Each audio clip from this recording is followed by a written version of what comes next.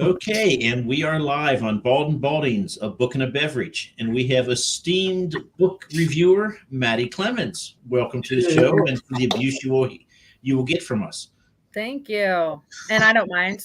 I think it's great to get to sit here and talk to some two awesome fantasy authors here. So at the moment, I think I've read all of your books from both of you, with the exception of the newest ones. Just looking for awesome fantasy authors. So you're on the wrong show. I don't think so. So what makes you pick up a book and read the blurb? Man, jump right into it, dude. I know. Right, first thing. Don't even say hi and warm up the audience a little bit, because we're hard hitting show here, Ro. And we got to wait for EL to get on in 30 minutes. Sometimes it's the cover. Sometimes it's a stuff your Kindle haul. I will definitely go through. I've gotten a lot of my TBR that way. I have a very horrendous TBR. Other times it's authors reaching out to me. I've had a couple of them reach out to me, and other times it's because I've been doing this for so long, I'm on their email list, and so I often get their free books. And then they'll, of course, advertise saying, "Hey, we're looking for readers." Okay, this is very odd. Mr. Montague is here, and usually because he's working, because he lives somewhere not here. So I think this is very, very strange for us to have him here this early. And he claims that I keep banning him from the comments as if I know how to do that. Giving us too much credit. My husband's the tech savvy one. Don't ask me. Your kids will be old enough soon. Oh yes. You'll be asking them everything, and they'll just grab the thing away from you with disdain and just give me that old person look. Yeah, eventually I'm going to be that old person and look at the mouse and be like, "Is this a phone or something?" You're already the old person to them, if it makes you feel any better. I have the white hairs to prove it. Hey, white hair, Mike. Not as much as you, I promise. Mike has a hair. It's just the one that wraps all the way around the back.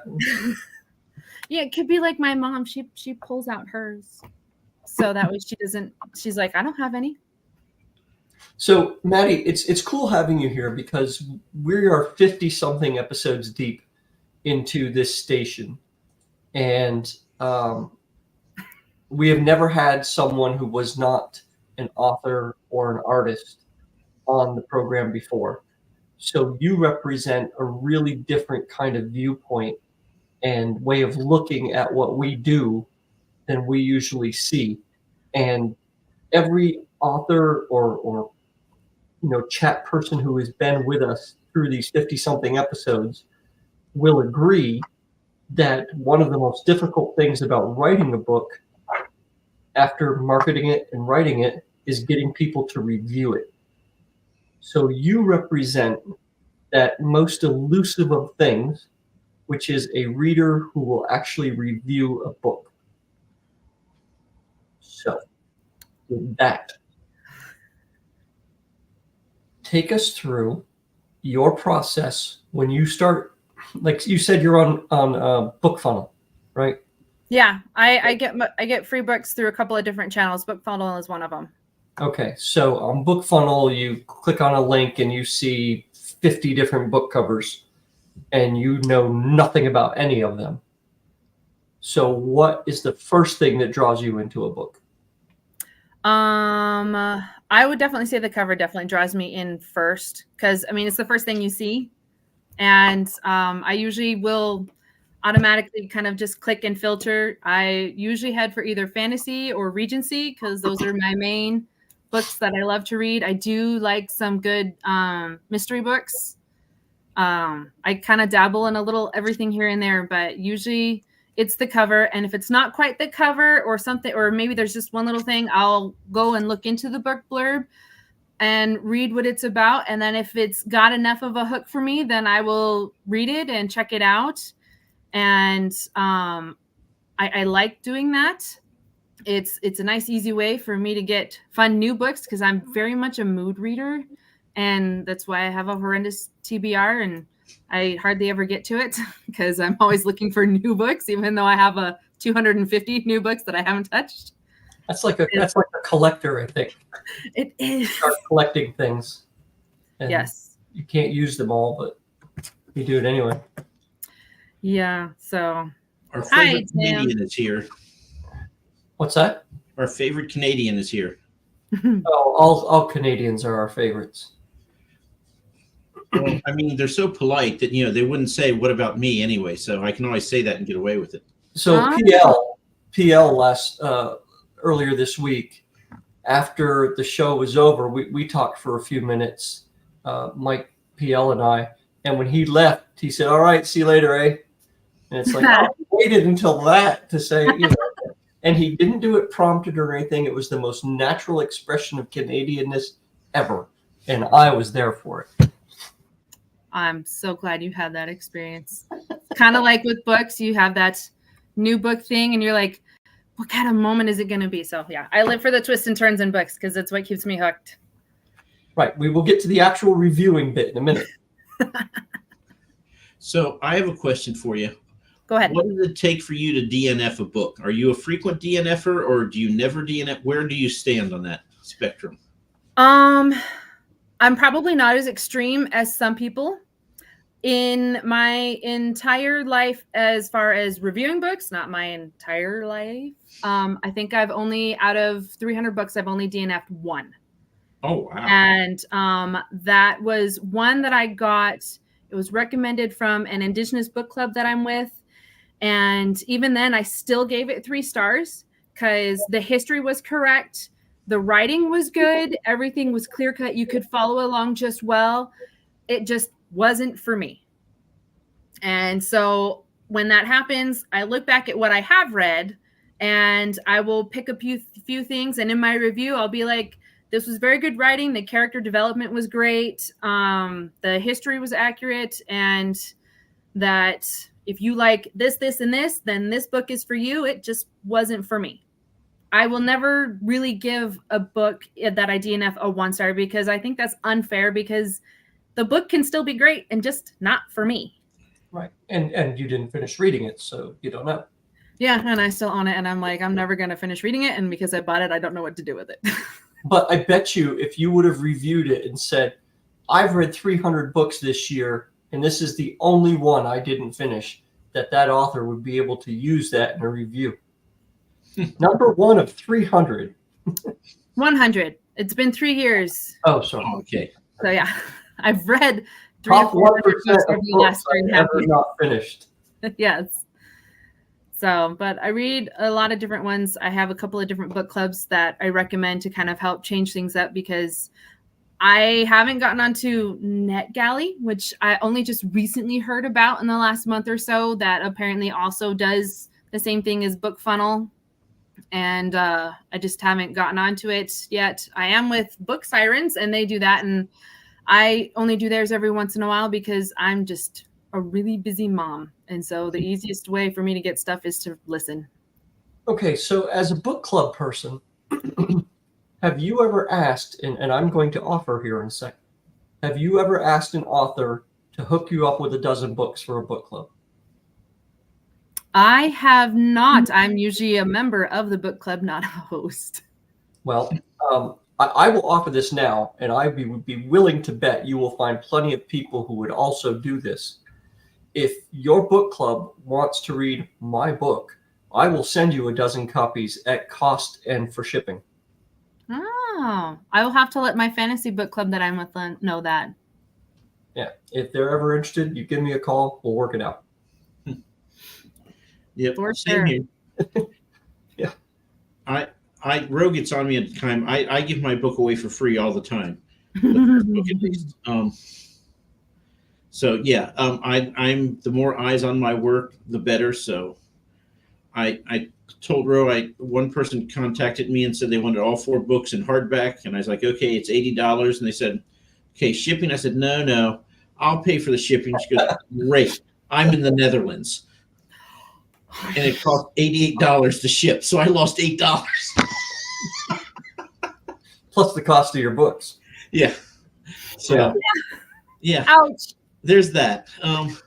So I'm not quite the businessman, but Well, you got 8 books in the Netherlands though. So, but hey, she did take pictures of them, before and after she unwrapped them and put them on Twitter. So maybe that was worth it.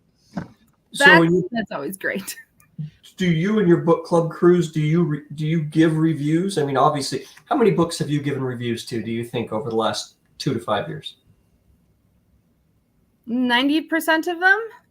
Okay. There are some that if they've been on my TBR long enough, I will always do a star rating, but I may not always write a review. If it's an ARC read that I was specifically request to, I always make sure I do, because I think that's kind of dumb to not to. I mean, people are trying to figure out what the book is like, and they need feedback. And I'm one of those that sometimes I will go to the reviews to see what the book is like. Yeah. I mean, that's really what they're there for, right? I mean, I think most people will do that. And I don't know how you are, but if I see the book has 50 reviews, I tend to look at what's the ratio of 3-star and above to 1 and 2 stars, right? Yeah. And if there's like 5, 1 or 2 stars, and the rest are all 3, 4, 5, that's typically, that's not every book fits every person, so that's fine. Yeah, and I would hope to expect to see something like that, because some people will get books and they'll be like, oh wait, this wasn't for me. So, but like I said, I'm not one of those that if it's not for me, I'm not going to give it a 1-star, because I mean, the book could still be great and the writing can still be phenomenal. The only way it'd be a 1-star is if they really did not spell check and there really was like gaps and holes, and maybe they need to rethink that. Have you given 1-star reviews before? I have not. I haven't had any books that have struck me that way. And usually if that was the case, it would be one of those that I probably would not have gotten through the first chapter before I've been like, okay, you seriously need to fix something in the book. And I would try to contact the author rather than doing something public. Okay. Well, you are the exception Yes. rather than the rule. What do you think your breakdown is between indie and traditionally published books? I would say if I had looked at my statistics, I would say probably 80% is indie and the other 20 is traditional. And I don't know what it is. I guess indie authors to me are just that awesome, because I find some pretty amazing books, and it's kind of sad to see that they haven't gotten so much ground like other books. And so I kind of live for that. And I don't know how it just happened. It just, when I started doing this, it just kind of happened that apparently I leaned more towards indie authors, I guess. Yeah. You haven't seen a noticeable kind of difference between the two? Personally, no. I like to enjoy a book for its quality and its writing. And to me, the only difference between a traditional and an indie author is who is funding it. And I have a ton of friends that are author and family that's authors, and it's just kind of funny. But I can see sometimes how it can be hard to get a book off the ground, but I do read the popular traditional books. But I can tell you, I'll probably never read the Akatar series by Sarah J. Maas, but that's nothing against her. So. Oh, see, Daniel wrote a little book for us here. Hold on, let's see what he has to say.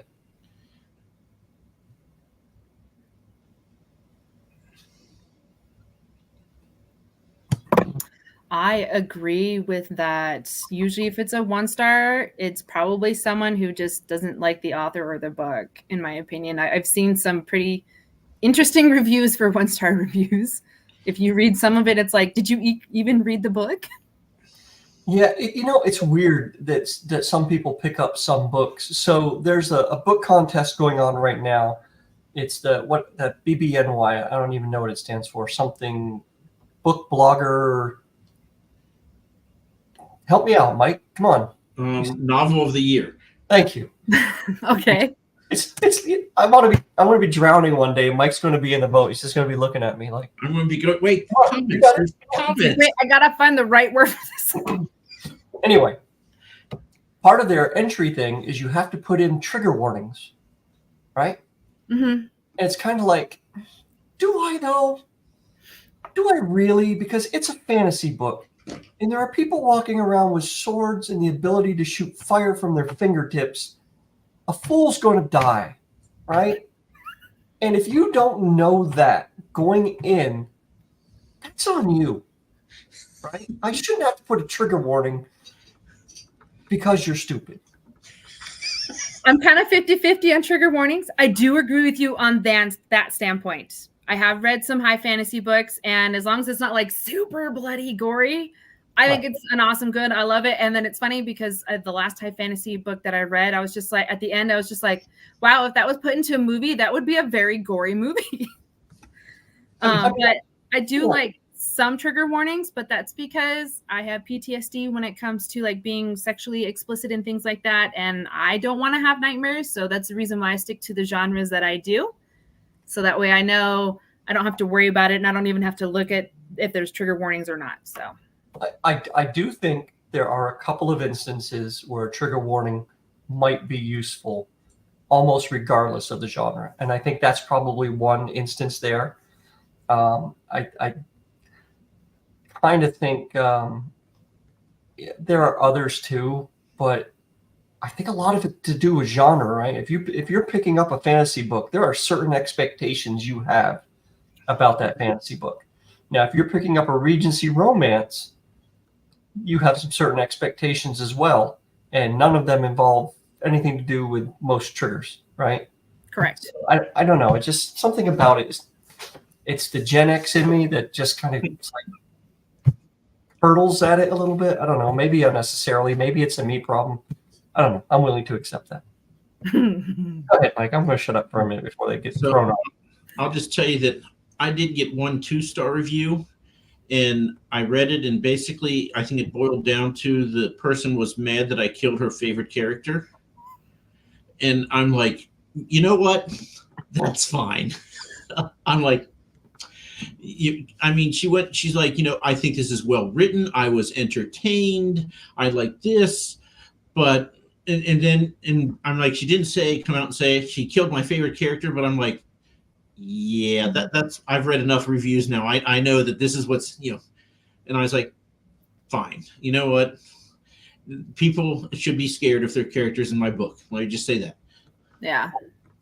I would never ever. I might email you and say why and chew you out why, but I would not put that on a public platform as far as a review. Why did you kill the bobcat? Right? I try not to put spoilers or like big spoilers in my reviews because, I mean, if I want to find out more about the book and I read the reviews, I don't want to read the whole book in a review. I want to read the book. See, I'm funny that way. Is I don't care. You can tell me the ending because I read it. I mean, it's a fantasy book. I kind of know how it's going to end, so I read it more for the journey. So you can tell me the ending. I'm like, okay, fine, whatever. And I just go. And I did this once to my brother. I read an Asimov book. And he's like, oh, I haven't read that. It's good. I'm like, oh yeah, but so and so dies at the end. And he had the book in his hand. He took it. He threw it across the room at me and cussed at me. And to this day, he has not read that book. Oh. And he still talks about every family gathering how I ruined Robots and Earth, I think, for him. Were you telling the truth, or did you like? I was telling the truth because again, I don't care. Tell me that my favorite character dies. Oh, okay, cool. Was it a good death? I don't care. Sorry, little tangent. Do you watch The Big Bang Theory? Yes. Oh, love you are totally Sheldon, and I would totally be Leonard and be like, why? Just why? Sheldon is my hero. I had the opportunity to be a communications director for a college of science here at a university. And when I got there, they asked me that. They said, have you ever watched The Big Bang Theory? And at the time I hadn't. And they said, watch that, and that will help you understand the people we work with here. all the science, all the physicists and all that kind of stuff. And they were absolutely right. Those characters are taken directly from a certain population. There's no doubt about it. Oh yeah. Eva had a comment that I had left up there for a little bit, and I want to know, I think she's being sarcastic, but it wasn't written in Comic Sans, so I can't tell, because that's the default sarcasm font. So please let me know if you were being sarcastic with that, because, like, yeah, I want to. So you're looking at the cover of a book. Dragons are good, yeah? Yes, dragons are always great. And Okay. and good-looking dragons. Good-looking there are some people that just can't draw dragons, but I mean, What's a good-looking dragon look like, and what's an ugly dragon look like? that's a good question. I guess that's just something that appeals to me. I like stylistic and freedom. It looks like a dragon, unmistakable, regal, majestic, and not like a 3-year-old druid. Okay, there's a lot of leeway there, but all right. What's your feeling on elves? I like elves. I hate them. And I like to see the difference in Elves go either way, yeah. Yes. Wow. I like the difference. Like when I first got into fantasy, I had no idea there was dark elves and regular elves and woodland elves and all that. I was like, wow, that's a lot. It's just like, is there no bounds for elves? I will admit, elves seem to be everywhere, but I don't mind them. No 3-year-old art, please.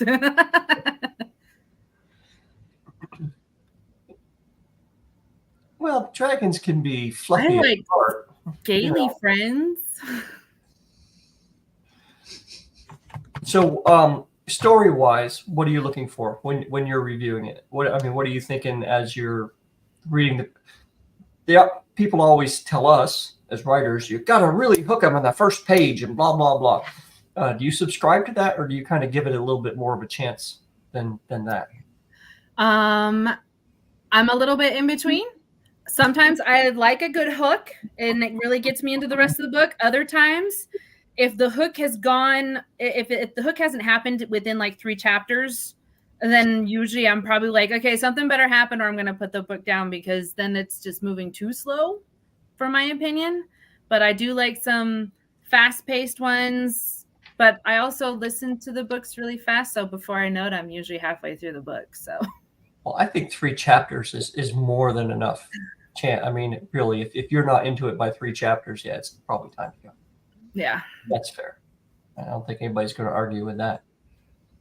You said something before we came on that I thought might be a good way to spend a few minutes. Okay. But you said you grew up on Star Trek Voyager. Yes. First of all, my apologies. I'm sorry you feel that way.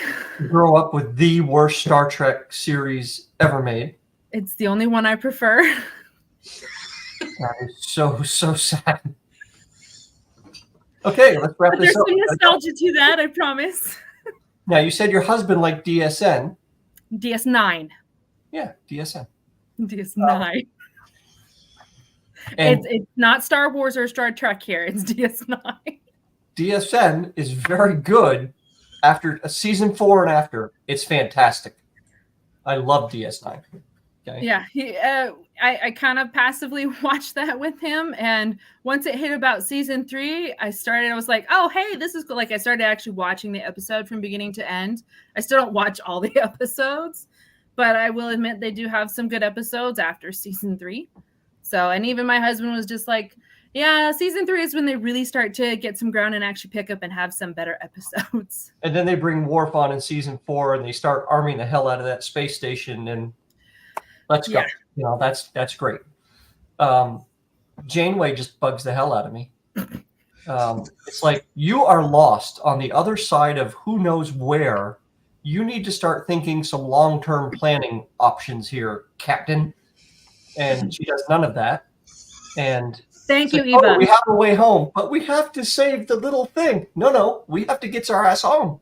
because we don't belong here. Yeah, whatever. But what's the motto of Star Trek? Help me out, Mike. What? No, I'm going to watch you ground. You're supposed to go beyond where no one has gone before and explore space. So yeah, they may be lost as all get, but yes. And it wasn't the fact that they were lost that bothered me. It's just the way she was lost, right? Because they're like, it's going to take us 100 years to get home. Okay, who here is going to live 100 years? Nobody, except maybe the hologram, right? Yes, the doctor's great. So if that's the case, right away, you should start planning for 100-year voyage, right? You need to start making some arrangements. No. I just wish somebody would have rolled down the airlock window as she was walking by. That's all. It could have been a perfectly good show. I just don't like Janeway. No, it's usually me with the hot takes, Ro. I'm so glad that I just get to sit back and laugh. Ava, I'm sorry. I'm not like the new Trek, Strange New Worlds. My husband likes that too. Yeah, I dig that. That's fine. I really like that. Dreadful. I think it's okay. I think they got a little weird. Bishop, I like her. She's good. And the woman who played in like every other movie that's been out in the last 2 years, Giorgio. Sorry, I'm the wrong person to ask that. Giorgio, she's fantastic. Janeway, though, I just can't do it. So this makes me ask this.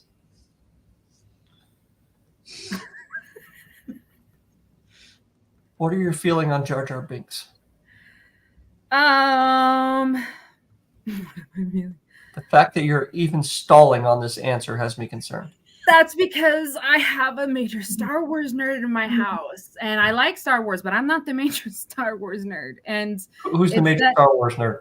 That would be my husband again. Okay, so and what's his He's totally, yes. Jar Jar Binks is a underlying Sith Lord that was never brought up in the series because people would have hated it, sort of thing. That's what Tim just said. Jar Jar is a Sith Lord. Whereas I'm like, Jar Jar, what? How is he? I never read any of the books. I've only ever watched the movies. And so when I saw Jar Jar, no way did I ever think that he was going to be a Sith Lord or anything like that. And even now I'm just like, I don't know. I think he's okay and he serves his purpose, but really a Sith Lord? Teddy bear with spears. So, excuse me for a second. I have to go ban EL for liking Jar Jar Binks. So you're on your own, Ro. No, I mean I understand where he's coming from with the Ewoks because honestly, episodes 4 and 5 are all the Star Wars anyone needs. Yes. All the rest of it is superfluous nonsense. But I will admit, I do enjoy a good Rogue One every now and then. I will admit to have never seen it. So that's all right. Who's love? I think he's still talking about Jar Jar and Ewoks as teddy bears with spears. I thought that was the best concept of Star Wars was the teddy bears with spears. So yeah, that's true, El. They were how they managed to survive that long is beyond me. That would be the Impressionists, because I swear some of my cousins can do some great Gungan impressions. Okay, so let's move this back into fantasy then, and kind of a little bit of book talk. You mean that wasn't fantasy? Star Wars is fantasy. I know. The Hobbit. Yeah. Yes or no? I like it. I love the movies. I haven't read the book yet. I know. But I got my husband the whole series for The Hobbit and The Lord of the Rings on audiobook, and so we're kind of listening it together. We are almost done with The Two Towers, and I have to say I can understand why people were sad when they didn't include oh my gosh, I can't believe I just forgot his name. Yes, Tom Bombadil, thank you. And I was just like, oh my gosh, he is like a great character in the book, but I could see why they didn't include him in the movie. But it was sad. I do like Tom Bombadil. He was a great character, but he not really important. But yeah, adding all that shit into the Hobbit freaking trilogy movies that they did, they could have put in Tom Bombadil if they could. You said you haven't read The Hobbit. I have not read The Hobbit yet. I have read the first part, The Fellowship of the Ring, and I know, I'm that's Lord of the almost done Rings. with The Two Towers, but I haven't read The Hobbit yet. But I'm have sure seen the my movies. brother would agree with you. You have seen the movies. Yes, I've seen all the movies multiple times. It's really too bad you did it in that order, because had you read the books, we could have made you a hater of the movies. I promise you, I'm very good at critiquing and things like that. I will tell you, there was one series that I will not stand behind, the new version of the movies, and I was glad when it tanked, unfortunately. Which is? That would be the Chronicles of Narnia. The last ones that they did like 10 years ago? Yeah. You didn't like that? I liked the first one. The first one was great. I liked the first one. But when they got into the stupid romance with Susan and Prince Caspian, I was like, that never happened. And I felt very violated when I saw that happen in the movie. And I was just like, I can't do this. No. And I saw that movie and I was just like, no, I can't do this anymore. But you liked The Hobbit. I haven't read the book. Okay. All those females. I will move that up my TBR for you. How's that? All of the females in the Hobbit movie were not in the book. Yes, it is a very male. Maybe Galadriel may have been, right? But yes. that elf girl running around making swoopy eyes at the dwarf? No, that's not. Well, and I do know that she wasn't supposed to be redhead, because my brother had fun telling me she's not redhead. She wasn't supposed to be in the book, in the movie. Doesn't matter what color her hair was. And that orc dude, the main protagonist of that story. Yes. Yeah, he's not in the book. Oh. Really? So much stupidness. That would have been a fantastic one movie shot of the Hobbit. So I would agree with you, and I would liken that unto the Maze Runner series, because the first movie was fantastic. After that, it sucked. And I read all the books. You could probably say that about a lot of series, because I mean, even the Hunger Games 1 and actually, the Hunger Games was spot on with the books. Yeah, but 3 was just, I don't know, it just seemed to kind of, even though I'd read them, right? 3 got more political, and I think that's why I was glad it was done after 3. But there were more politics involved in 3. Okay, so Daniel brings up a good point. The orc that we were talking about exists just from a different. Azog. There we go. I was sitting there trying to think of his name. So, have you watched the Rings of Power or whatever the series is? I forget the name of it. On Prime, yes, about Galadriel and how she became Galadriel, sort of thing. Right. Now that, even though purists will hate it, yes, I have heard that too. It's not bad, because once you understand what they did with it, and what they did with it is because it takes place over such a long period of time. They needed to have continuity with some of the characters. So they squished it all down into the lifespan of a human, so that you could have those human characters who would go through the whole thing with it. And that kind of makes sense. But The Hobbit doesn't. So if you ever come back one day and say you've read The Hobbit and I'm right that the Hobbit movies suck, I will watch a Captain Janeway episode with glee in my heart. I'll watch it with you. So I have to say that EL and I completely disagree. I actually like the Rings of Power. So did I. Yeah. I haven't read the books. I did like the Rings of Power, but again, I haven't read it either. To read the books of the Rings of Power, you kind of have to read the Silmarillion. Yeah. And I've done it. You probably just don't want to do that. Oof. Okay. I tried like 3 separate times. It's a slog. Unfortunately, that's why I never actually sat and physically read any of Tolkien's books, because there was just so much detail. I could not get past like the first 10 pages. And that's why I listened to it, because it's far more interesting to listen to it. So Andrew just got here late. He said The Hobbit is flawless as a book. Yes, indeed. You are correct. And wait, did I just crap on Star Trek Voyager? Oh, so much. You're going to have to go back to see everything, Andrew. It's great. And this is why opinions are great, and having different people, because we can all be friends and we will just disagree that Star Trek Voyager is great, because I don't know. EL is getting on my list. He also didn't like Wheel of Time, the series, and I'm never going to read the books because they're way too thick and way too many of them. So I kind of like the series. I did too. Nothing else about it other than with that and a few stray comments about people going crazy. I'm with you there. I have not read the books. I don't have the inclination to read them anytime soon. But I did like the series on Prime. That was nice. I enjoyed it. It was great. Although I think my husband tried to watch it without me a few times, and so I was like, "Wait, what just happened?"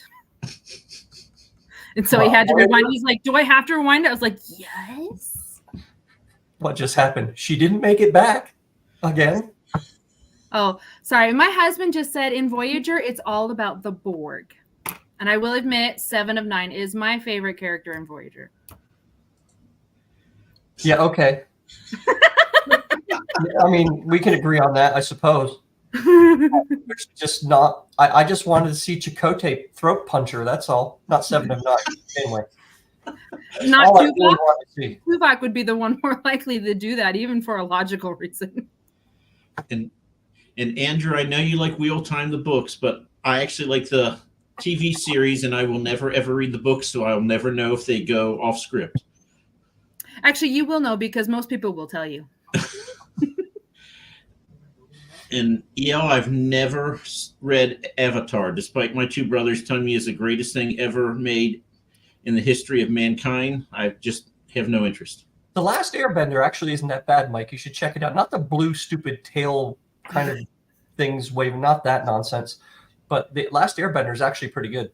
Yes, the last and I will admit that even with the new live action that Netflix is putting out, they, as much as they've had to kind of condense it and change it a little bit to kind of stay on character, I'm okay with it. There are a few things I was just like, oh, they forgot this part. Oh, they forgot this part. But I have watched the Nickelodeon version so many times, I could probably recite it in my sleep. And while we're on this, Andrew, good God, man, you've been here 5 minutes. So one thing that they did a live action of that I had no inkling of before, and this is really out of my kind of time frame, is I thought One Piece was fantastic. Yeah. Yeah, have you seen that? No, I haven't heard of it, so enlighten me. One Piece apparently was based on this Japanese manga that's been going, that's like 30 years or some nonsense, right? I mean, it's just ridiculously long series. Okay, I know I'm going to offend a whole bunch of people, but I'm not a manga person. I'm not either. The art style doesn't appeal to me much, but they did a live action of it, and without knowing anything about it, I thought it was quite good. And my son really likes that kind of stuff, and he said it's really done exceptionally well. So, yeah, check that out. So okay. I will tell Andrew in the chat here that he talks about One Piece all the time, and I hate anime. I don't like manga, but I did watch the live action, and I am a big fan of One Piece. I was kind of upset that it was only 8 episodes, and I don't want to wait a year and a half for 8 more episodes. That's the Isn't thing. it funny? Seasons used to be more than 8 episodes long, and now they're only 8 episodes. It's so weird. Well, as a society, we used to have a, like, oh, shiny. Our attention span used to be a little longer. Yeah. I say this knowing full well that I will just hate on people who tell me I don't read it until the series is completed. And I hate those people. And what am I doing about One Piece? Yes, but you at least watched it, right? I mean, you didn't wait. Because, I mean, if you were waiting for that to be done, that thing's been going for 30 years. You'd still be waiting on it. And then you'd have, a mountain of stuff to go through. What will finish first, One Piece or George R.R. Martin? MASH, like Alan Alda MASH. Oh my God, awesome! I love MASH. I will flipping through the channels. I will always sit and say to my family, "Hey, let's watch MASH." And my wife, who is English and has never really seen MASH, is like, "No." And my kids, who are kids, are like, "No." Oh my God, I saw like every episode 6 times. Yeah, absolutely. So for any of the folks here in the chat who weren't with us at the beginning, Maddie is not a writer. She is a book reviewer. It's not her full-time profession. She just does it because she has a 100-book-a-year reading habit. I do it because I have 3 boys that drive me insane, and that's my sanity is reading. So if you have questions and you would like to get the input of someone who doesn't do what we do, but just enjoys what we do, now's the time to ask those questions. Poirot is excellent. Yes. But the Brits do cozy mysteries super well. See, I'm mad at Andrew. Yes, he also reviews books. He's the one who I told everyone, if there's one thing I knew in this world, it's that I hate Stephen King. The man could not write a decent book to save his life. And he said, well, read The Green Mile. And I'm like, curse you, Andrew. I like The Green Mile. Yeah, The Green Mile was very good. I'm not a big Stephen King fan either. I won't read it because of trigger warnings for me. So The Green Mile? I won't read Stephen King just because of that. I don't know. Green Mile's okay. Watch the movie. Okay. And Shawshank is good. I mean, you can't complain about Shawshank. Mike? No, it's okay. The movie. I've not read the book or anything. It's okay? Shawshank is a masterpiece. I mean, it is on every other channel. If you can't find MASH, you'll find Shawshank or you'll find Friends. I mean, those are the Sorry, I was not a Friends fan. So or the what's that crime drama that's been going on for 30 years now? CSI. There are so many. Oh yeah, the CSI, Law and Order. NCIS. Yeah, Law and Order is the other one. Andrew actually has a real question that's kind of on topic. I'm sorry. Wow. You mean it'll get us back on topic? Wow, we do that every once in a while. We do, yeah. I would have to say my favorite genre is kind of a tie between fantasy and Regency, but the Regency has to be done right. And like, I love the traditional Regency. My first all-time book that I fell in love with was Pride and Prejudice, and I would love it to this day. And I was so happy when Sheldon on Big Bang said, he has too much pride, she has too much prejudice. It just works. So, but I do read a ton of fantasy compared to any other genre, but I do dabble in quite a few others. What qualifies as crap Regency? I guess I would say that there's not a lot of character development because sometimes I've read some short Regency books and there's not a lot of historical facts in there, so you can't like trace everything of where they've been, because sometimes I think it's cool to be able to follow along and on the maps and stuff. But when it's just like it doesn't quite fit and you just know. I don't know who Rebecca is. Sorry, Andrew. So you want to be able to read that and actually kind of go into a book and find out that, hey, they didn't just make this up. This is actually based on something, no matter how lightly. Yeah, pretty much. I think I'm more of a purist when it comes to my Regency because I like it to be that authentic Regency. And yeah, probably Pride and Prejudice and Jane Austen ruined that for me. So, but I have read quite a few Regencies that were decent and I really enjoyed them. And one of them was actually done by my nephew. So. Wow. Mike, go ahead. I'm looking something up. Okay. I don't know what a cravat is. It's a cravat. Oh, and yeah. it's that knotted kind of people. Yes. Okay. See, I learned something. So I can call it a day. So I don't know. Ro left me hanging. He asked all the questions. I did. I'm sorry. I'm just here for my pretty right face. there. So the Regency thing made me think, of course, of the best Regency adaptation around, and I was trying to figure out what season it was. But have you heard of Blackadder? Oh, I have not. I don't usually watch Regency shows. You know who Mr. Bean is? Yes.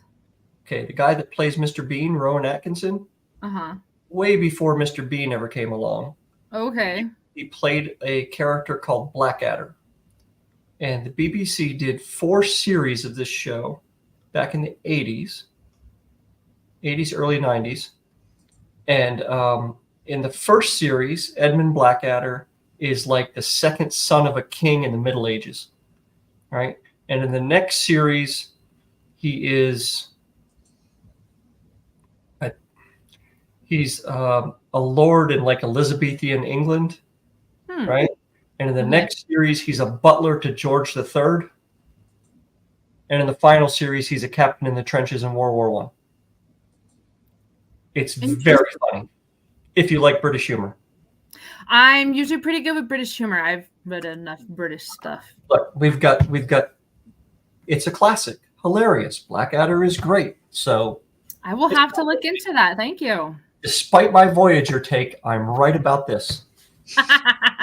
Right about Voyager 2. I'm right about this as well. We'll agree to disagree. Oh, I think I have seen that, Tim. Is welcome. Yeah, I think I have seen that. Yeah, Rowan Atkinson can do no wrong. And if you've ever seen 4 Weddings and a Funeral, he is the priest that messes up the guy's name on like the second wedding or something.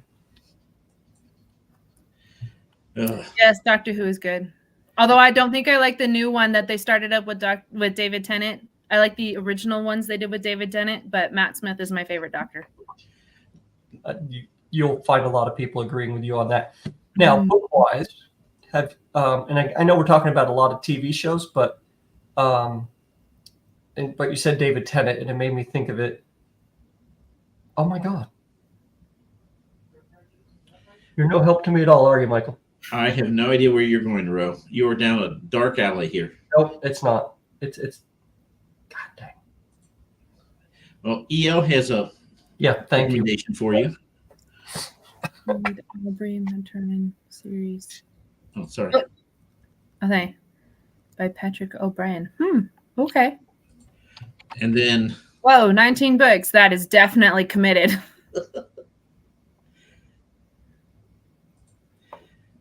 Good Omens. Thanks for coming, Andrew. Rebel rouses up the rebel and then leaves. That's his MO. Good Omens is basically a book. Neil Gaiman was one of the 2 authors, I think, on it. So if it's Neil Gaiman, it's going to be pretty good. And David Tennant is one of the 2 main characters of it. It's exceptional. There's 2 seasons of it. The first season is just fantastic. Master Commander, those are excellent books as well. Oh, I did not read the book, but I love the movie. Isn't it like 20 books in the series or something? Yeah, it's what, Richard Kent? So I looked at that. I was like, I like the movie. I'm going to read the series. And I was like, oh, it's 20 books. Never mind. I have the movie. The books are well worth getting into. If you like historical fiction, those are really good. And Bernard Cornwell's Sharp series is fantastic. And that was also a TV series in England in the 90s, I think, with Ned Stark, Sean Bean. Does he die? He does not. What? I thought that was like written in the contract. I know, but this was before he started dying and everything. He was the hero of that. Aubrey Mature. Yeah. So EL, I don't know. Is it Alexander Kent that wrote Master and Commander, or is it the other guy? There was 2 people who wrote ship sailing kind of books in the same time period. But anyway. Sorry, the only caveat I say is that my historical fiction lasts for 1 book. After that, I will not read it because I don't always like my history. Oh, no, you would continue reading these. These are done super well. And it's not like hit you over the head with the history, but it's just researched well enough where it's very enjoyable. It doesn't get kind of stupid, right? I mean, okay. Follows what actually happened for the most part. So, Maddie, I have a question for you to put you on the spot. The tough, hard question that we've been building up to all night.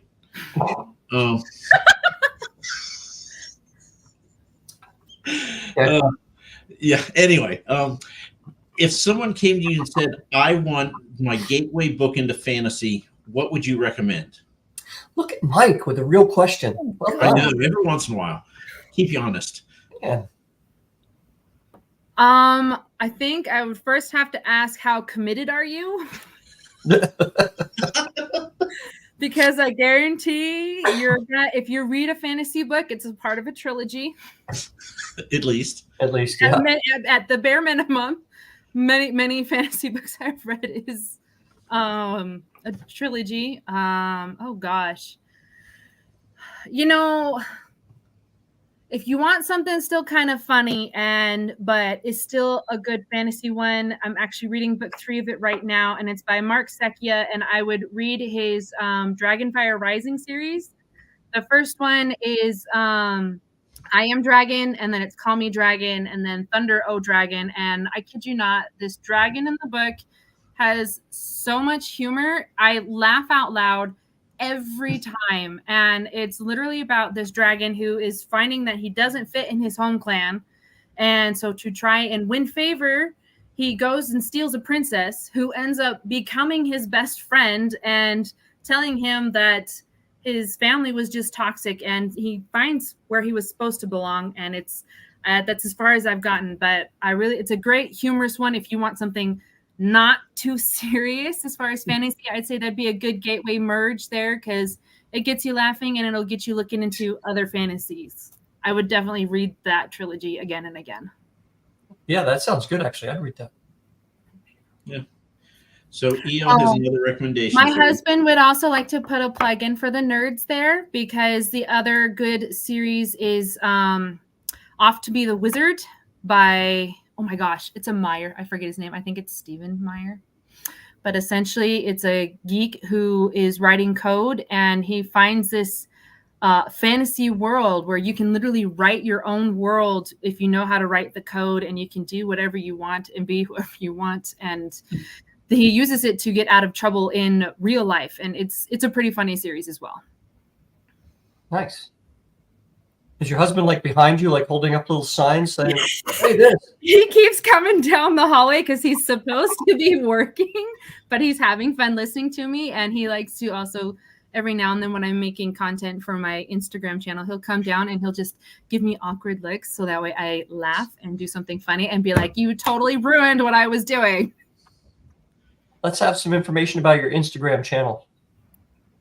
What kind of? I use it to promote mainly all my book reviews and such. I have been reviewing books. It's in my handle name. It's at Emerald Dragon Lady, and it's I have been reviewing books for 3 years, just as COVID hit, because I was 8 months pregnant and forced to stay home and bored out of my mind. And I had a friend who did reviews and stuff like that. And so he told me how to get into starting that and everything. And that's how I got started being a book reviewer.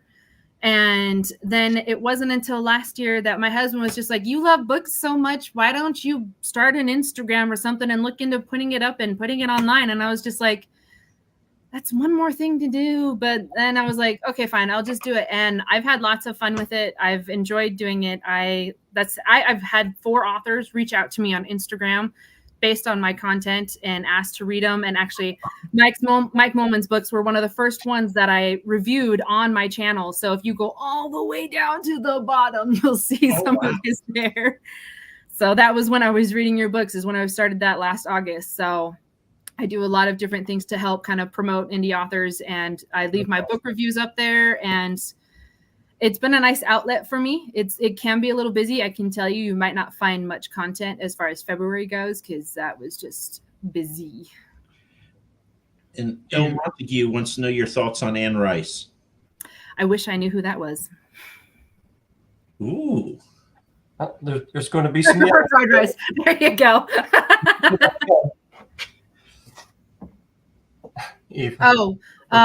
Ro, there's that capital D on dragon is not there. Yeah. Okay. Hold on. Instagram would not let me do a double D, and so I had to just stick with one. What about the D on lady? Well, they wouldn't let me do the double D next to each other. You just got to get rid of one D in the double Ds. Okay. There you go. No, that's still wrong. You have to get rid of one of the D's. Said the capitals, man. She didn't. Okay. I told you that the capital D is not there. All right. See, you've got the example right there on my display name. There you go. Yeah, but Mike wrote that, or you wrote that. No, I typed that in. So that's just how observant I am. See, that's why he didn't like Voyager. It's a good thing that doesn't apply to your books. What's that? It's a good thing that doesn't apply to your books because I enjoy your books. And I will admit, reading them out of order was confusing. But once I was like, oh, hey, that's this person. Oh, hey, that's this person. I finally got it connected. It was great. I read Minds of Tula first. And it wasn't until I read This Apron Hand, and I was just like, why does Raven sound so familiar? And I had already read your 30 Stone saga, and there was brief mentions of Mirrigan and Raven, and I didn't connect it. And then it was, Apron Hand was when I brought the connection of the Minds of Tula and everything. I was like, oh, this is all one world. So that was an eye-opening moment for me. I'm glad you've read the whole first 6-book series because the end of this series will make more sense to you. Oh, good. If I ever get around to writing it. I still need to read Mason Sword. Somehow I missed that one coming out. So when I read the Sprite, I was just like, who's this character? Who's this character? But it still worked great, even though I didn't know who the like right. 1 or 2 characters. Yeah, the Paladin wasn't in book 1. Yeah. So okay. Yeah. So that's why I was just like, well, they're not in Apron Hand. They must have been in the book I didn't read. So when you do your reviews on your Insta channel, do you have people on, or do you just do the review, or do you ever have like authors come on and talk to them? I have not done the interviewing author thing, mainly because usually when I am putting up my content, it's because I have 3 kids at home, and one of them's a teenager and the other one is a toddler and a 1-year-old. And so there will be way too much background noise. I will not be able to get enough time to do that, or I'd have to stay up at like midnight to try and do something like that. And I'd rather be sleeping. So I haven't done that. So I post it up and I tag the author and everything. And I have a whole thing that I do for them. I do at least a now reading and a just finished kind of thing for the stories. I'll do a book review at the end. And if it's on my Kindle, I'll take pictures of my favorite quotes in the book and put it up and put my thoughts up. I did that for Tyler Edwards and his high fantasy read that I read, and it was great. And I will admit, one of my favorite things about fantasy books and authors is the way they can get creative with cuss words. With what? Cuss words. All right. So I don't like a lot of cuss words, but reading the imaginative stuff of cuss words is really funny to me. It's like, and when it's done right, it's really great. Now, you say you read on Kindle quite a bit, yeah? All of my books are on Kindle. I probably have very few that are in physical form.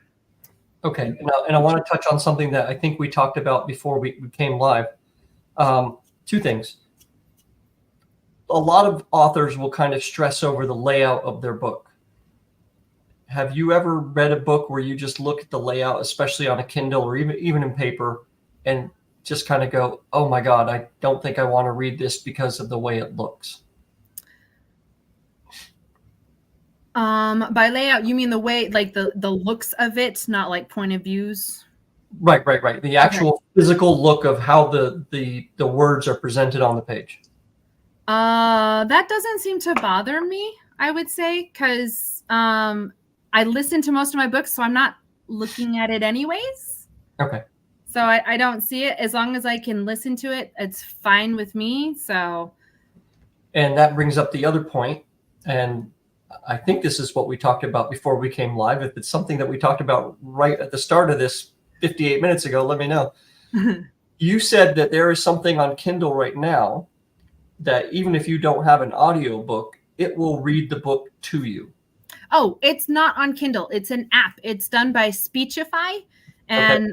I pay $8 a month for their bare minimum reading thing. It means I don't get any fancy voices to listen to my books. So I just hear the lovely AI voice, and I can choose either female or male, American, Australian, British, and that kind of thing. That's about the extent of that. But they have a feature in their app that you can open up your Kindle books and it will read your Kindle books to you.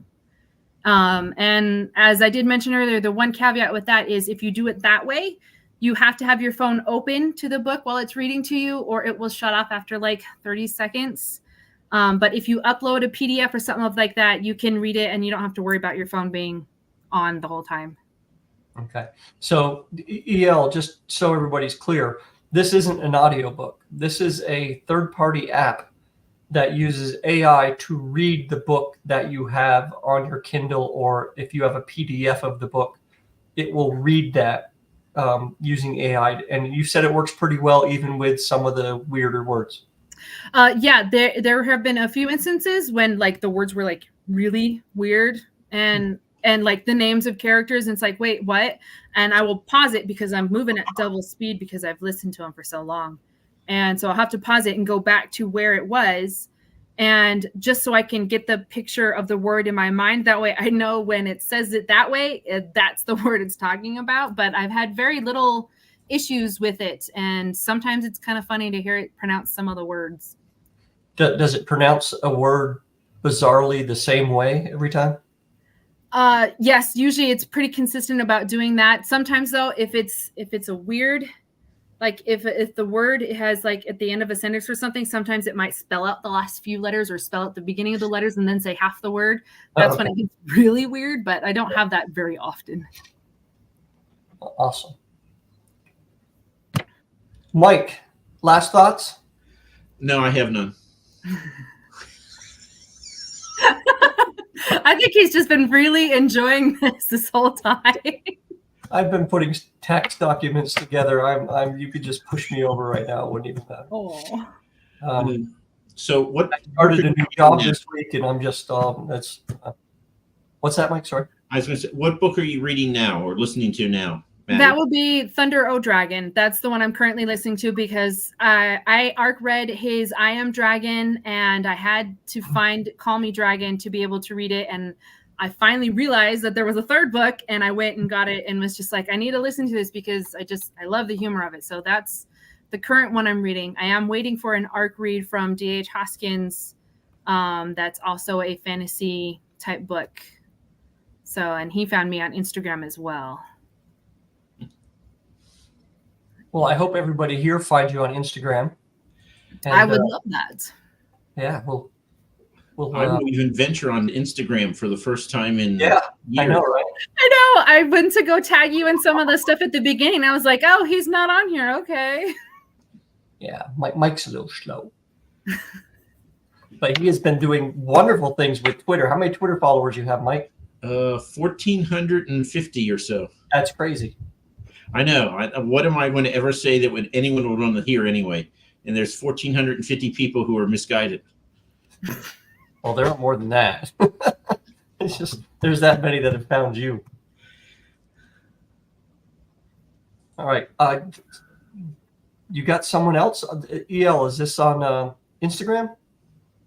Did you put 2 Ds? Emerald and Dragon? Did you have 2 Ds there? Because apparently that's an issue.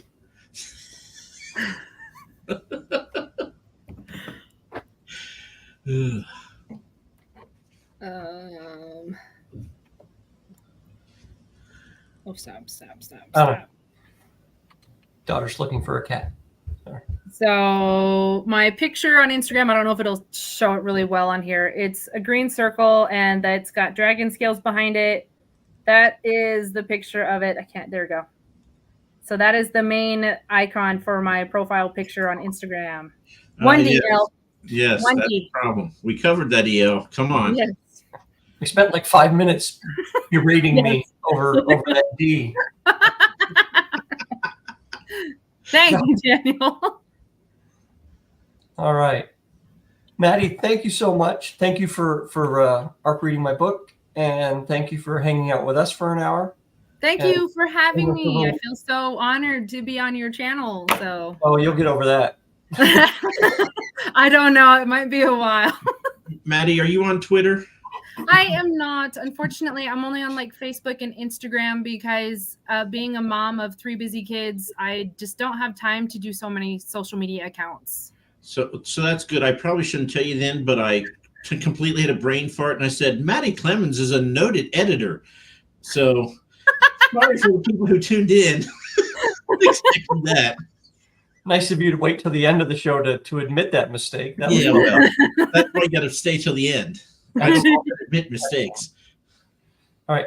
Next time, tell your husband he can sit behind you and he can just chime in on his own. Oh, okay.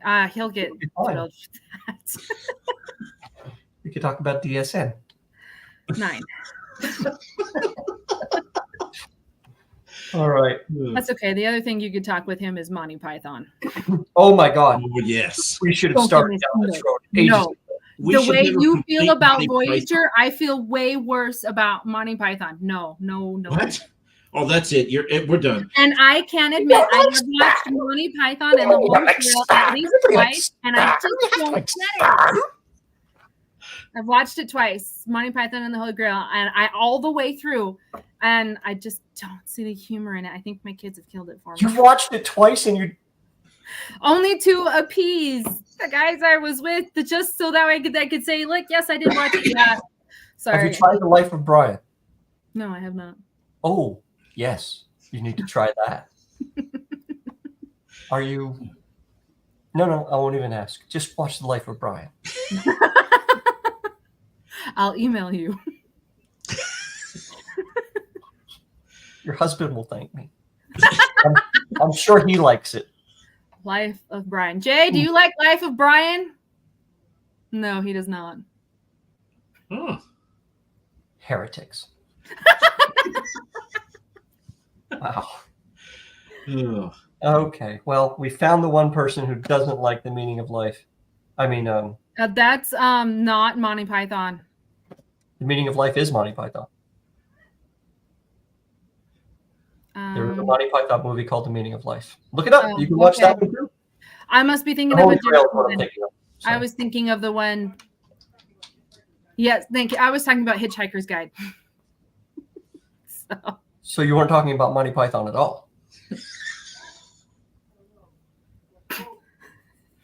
Okay. Yeah, sure. Whatever suits your I need to know where we stand on this issue. Monty Python, no. Hitchhiker's Guide to the Galaxy. What? Oh my goodness. Yes, I know I was. You are really setting up some derision here. It's good to have people with differing viewpoints. It makes this so much more entertaining. Even when they're wrong. All right. Okay. I think we can end this now. Yes. Okay. Again, thank you very much. And despite your love of the Voyager, we were very happy to have you with us, and we appreciate it. And I hope everybody goes to Emerald Dragon Lady on Instagram and follows you along there. One D. Huh? One One D. D. That's right. Yes, And we'll say goodbye now. And what do we have coming up tomorrow, Mike? Tomorrow we have our last of the Spiffbo 9 finalists who agreed to be on our show, Jacqueline Right. Hagan. Great. So if you like Oliver Twisty settings, this is the novel for you to read. And it's a Friday night, which means it will be booze. Right? Yeah. Okay. All right. Thank you so Bye, much. Wave awkwardly. Hypocrisy. And